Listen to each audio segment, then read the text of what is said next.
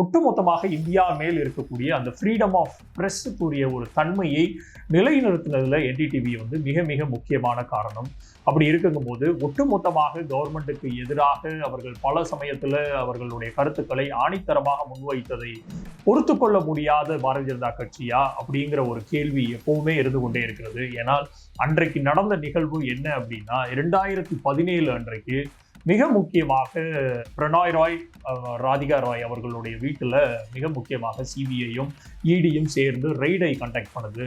அந்த ரெய்டினுடைய மிக முக்கியமான நோக்கமாக சொல்லப்பட்டது வந்து ஐசிஐசிஐயில் அவர்கள் வாங்கியிருந்த லோன்ல மிக முக்கியமாக பல்வேறு காரணகட்டத்தினால அதனுடைய reduction of rate of interest வந்து அதிகப்படியாக இருந்தது. ஸோ அதில் வந்து இர்ரெகுலர் நடந்திருக்குது. கிட்டத்தட்ட 48 கோடி ரூபாய் வந்து அவர்களுக்கு வருமானமாக லாஸாக ஐசிஐசிஐக்கும் வருமானமாக என்டிடிவி குழுமத்திற்கும் நடந்த RRPRங்கிற கொலாட்ரல் கம்பெனி மூலியமாக பெறப்பட்ட அந்த லோனை காரணம் காட்டி அந்த ரெய்ட் நடந்ததாக சொல்லப்பட்டது.